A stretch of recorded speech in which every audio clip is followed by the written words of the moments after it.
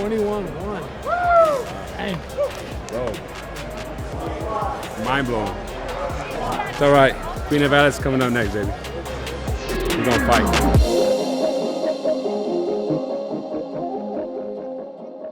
Okay, my name is Walt Wiggins Jr. and I've been following the All-American fraternity my whole life, basically. My dad went to work for the racetrack here in 1959. Actually, he was sent out here to cover the first All-American fraternity for Sports Illustrated, and that was in '59. And he hit off a rapport with Gene Hensley, who owned the racetrack at the time, and they made a deal for Dad to go to work for the racetrack, then to help promote the race that they were starting. They wanted it to grow into what they hoped was a real important race for quarter horses, and very quickly it became the richest race for quarter horses.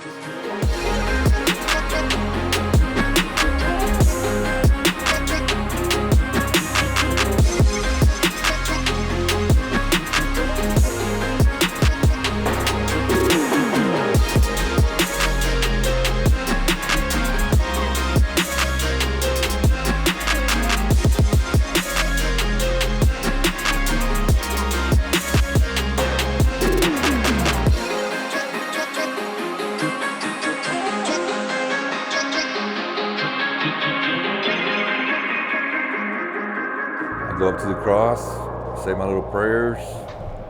100 pounds off my back right there, bro. Let's go. Yeah, we just go get ready and see what happens, man. I mean, just cross your fingers and hope everything lines good.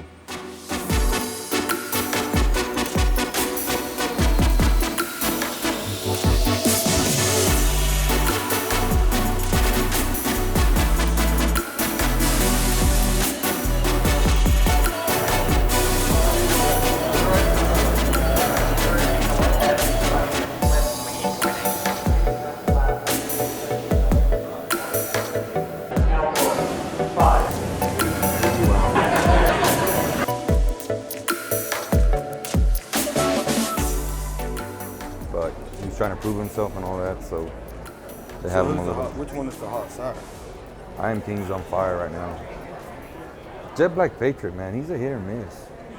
When they hit, they're really good, but they don't hit very often.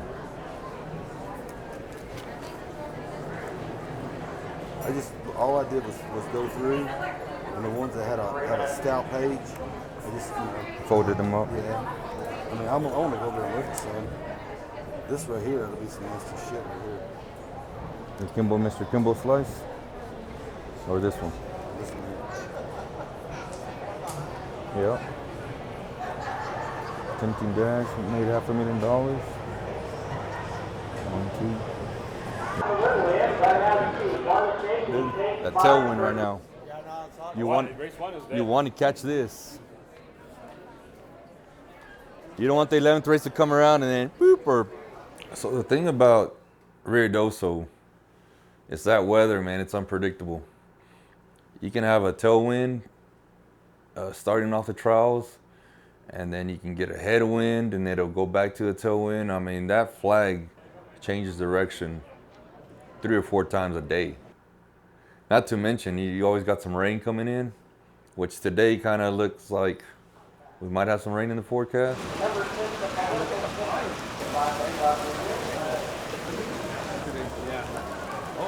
The weather plays, I mean, just as much in the outcome as a good break, a good gate, your jockey being on point. So, you know, we'll see what today has in store for us, but it's always, to me, I've always had the bad end of that one right there.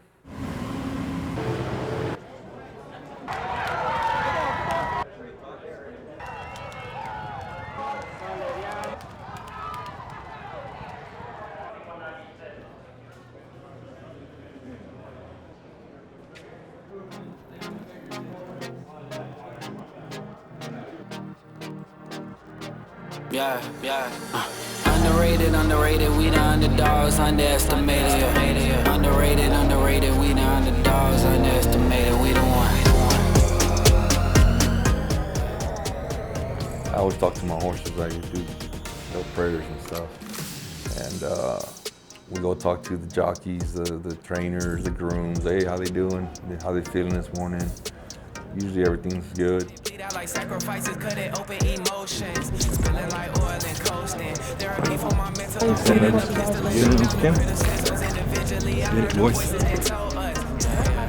No dirt on my name and wish me the worst and scold us, yeah. Shot through the. You know, I went over to Francisco before the race, give him my support, say, hey man, give it all you got. We believe in you. Give him a little tap. Is it like this? And just hope for the best. Yes, sir. Thank you. They made me go John Jones. HGH, I got the shortcut. Got on my side, you got bad luck.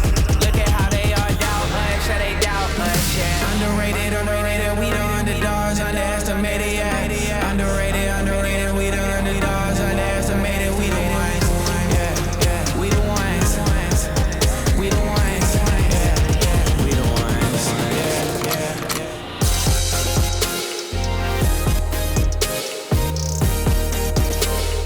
So as for the race, you know, I knew as soon as the gates opened, she missed her break.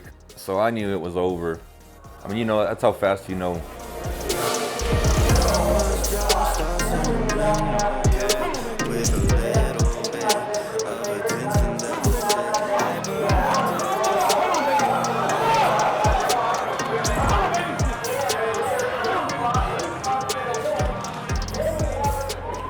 For the All-American trials, they have to be perfect. The 10, it's not the 10 fastest horses.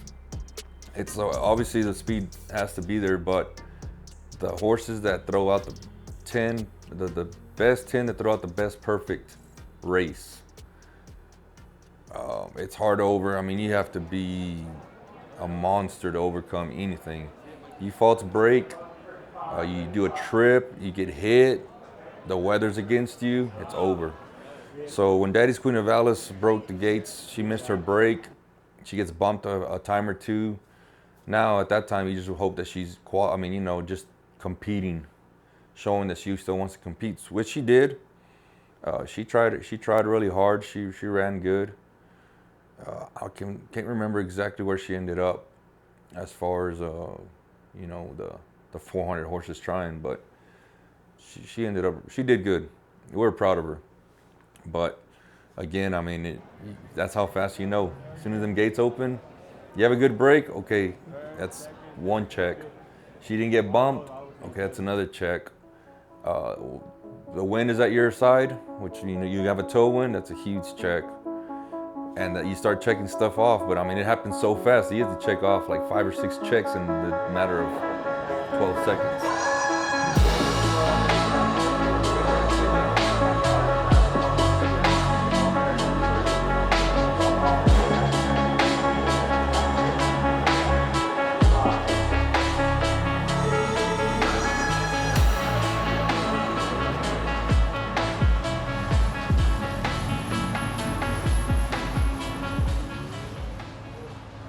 Let's see, so the All-American started in '59, and then by 1962, they had so much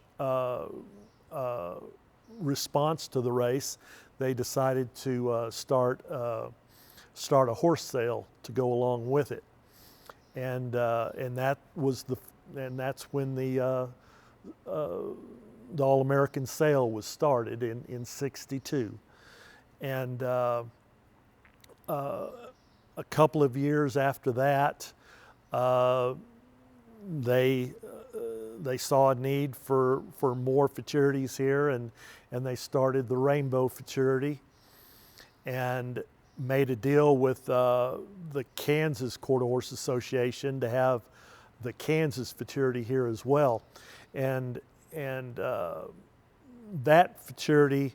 The Kansas Futurity was here for a number of years until Texas got parimutuel racing in the early '90s, and they pulled the Kansas out of here, and that's when they started the Ruidoso futurity here to take the place of the Kansas futurity. So the cool thing about All-American Weekend is like you have lots to look forward to. I mean, apart from the big race, the huge race, the race itself, the trials, you have the sale.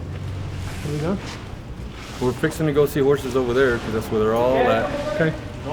And then this evening, they walk in, 1, 2, 3, and then they go into the sale barn. Let me show you inside. So you can see, and right here's where you walk your horse. Right here's where you'll have that guide. Oh, yeah. And then all these deals right here will say the price of them bids going up.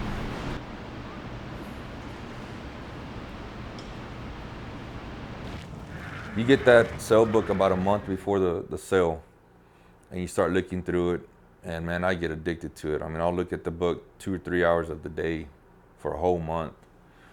I'll check the babies that I like. I go by the the month, the moms, the dads. There's so much to look at just in the book.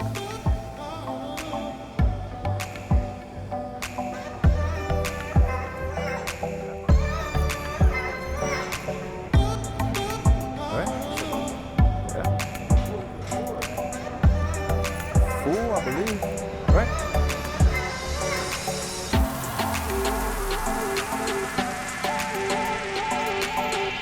No, 20 para y se va para la casa.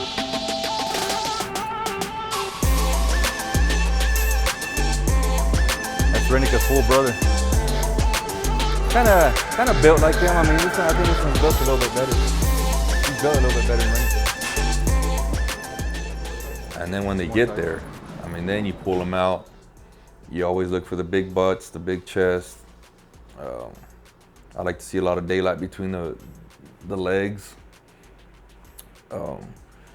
But I start checking off horses. There's some that look very good on paper, and I pull them out and they don't have the size that I'm looking for, or they're too big, too lanky, so I'll start exiting out horses. He's looking at her. He's like, I see my sister right there on your arm. What's up with that?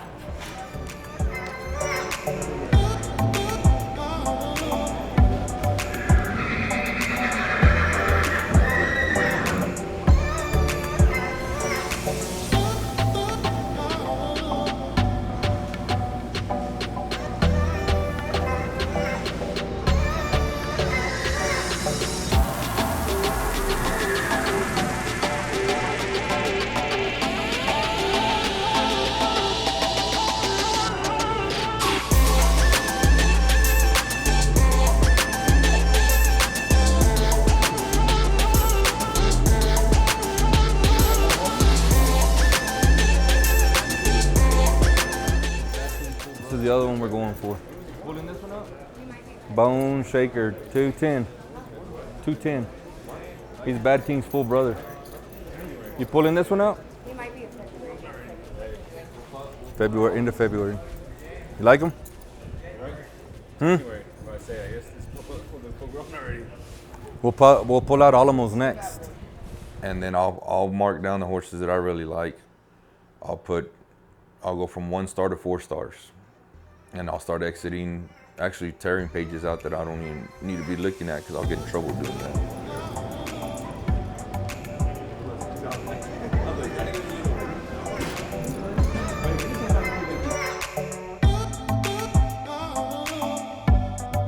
I have solid partners. That's a good way to get what you want.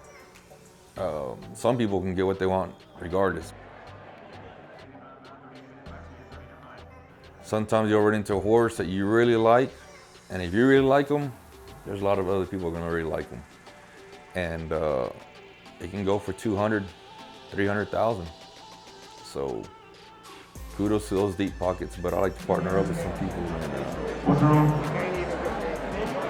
You bid 10,000 on the back end. 10,000? You're saying you bid 8? It'd be 9 over here? 9,000? So they're saying 8. I've developed some solid partners. I've met some great people due to this industry. And what I look for in partners is chemistry and good people, godly people. We're in the same boat, we like the same stuff. There's a lot of people out there that I've exited out, you know. I just, not that they're bad, it just got to click with me, with my crew.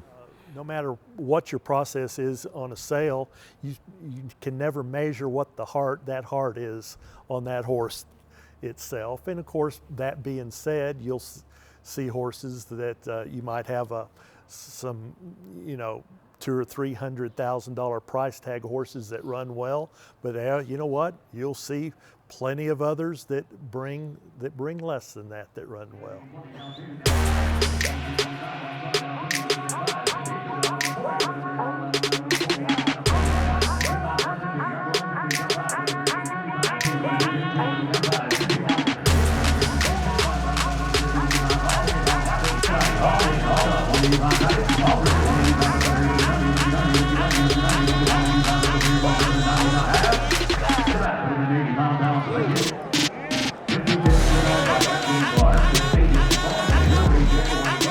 It felt good that I circled a horse, and I said, you know what, this is the one I'm taking home. I literally said this is the one I'm taking home, and at all cost, I was able to take him home, which didn't break the bank, so that was also good.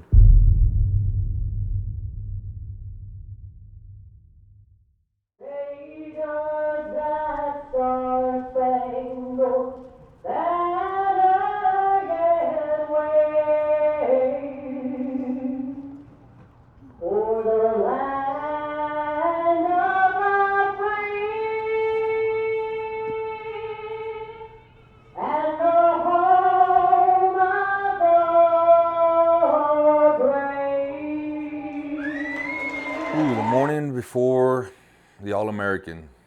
Nerve-wracking, man.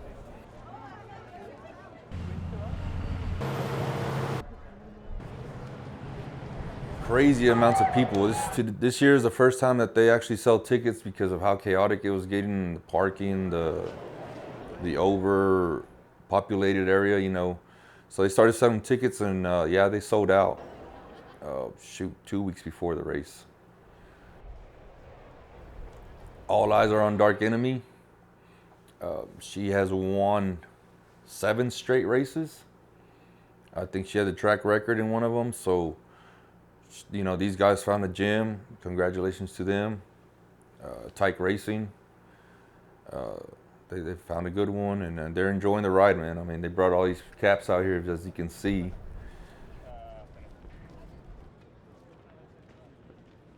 There's not very many times that you have such a big favorite like you do this year in Dark Enemy. Usually there's about 3 or 4 that are gunning for the big one. And she actually didn't give very many horses that chance. I mean, she won all the big races. So we'll see what she does this year right now. We got a few more races to come, and we'll see how that goes for her. Well, that first year, the purse on the race total was about $125,000 or so, and of course now it's a $3 million race, and it's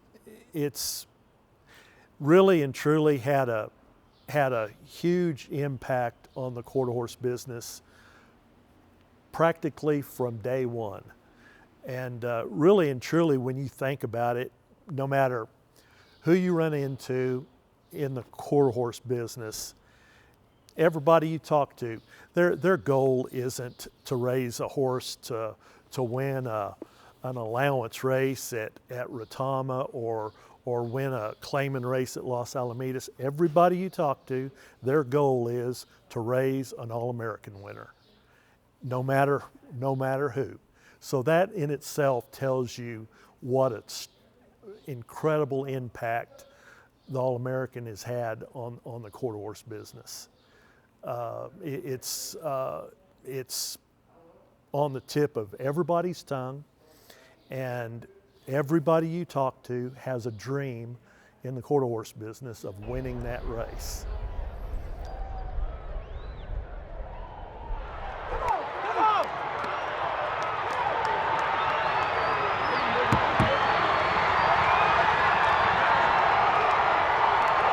like I tell you, it's not about the fastest horse every time. It's hardly ever about the fastest horse. It's about who has the best race. And Gunzy came out straight. Dark Enemy broke a little bit to the rail and lost probably about half a length, if not a whole length of a horse. She made a hard push for it. But if you qualify, you can be the 10th fastest or you can be the first fastest. As long as you qualify, you're in the game, you can win. You actually have a 10% chance, just like every other horse, to win it. You know, we love this horse. It took patience, time, a lot of adjustments. But one thing I want to say, and I mentioned this the other day, Johnny Trotter and Rick and Ruidoso Downs, we can't thank them enough. They've been supportive of us. We've supported the horse sale. You know, Adrian did a great job. He did riding that horse. We want to thank him. But you know what you never forget in this business? You got to respect the competition. And then you've got to have a lot of dignity. And when you do it with honesty, eventually the good people win. My hat's off to West Texas Partners Racing. They always play big. They're big players. They deserve it. Now we're off to starting all over again. I have 2 horses going into $1 million futurity in Albuquerque. And I have 3 actually. So I have 3 solid horses going over there. That'll be in about 1 month from now. And then reset everything that we buy tonight and tomorrow night at the sale. Start all over.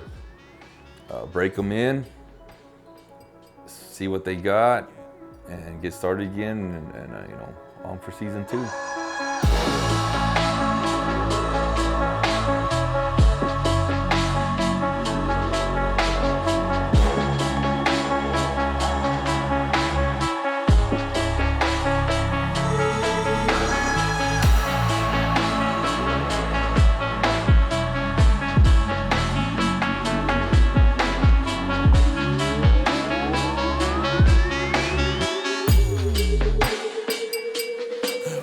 Yeah.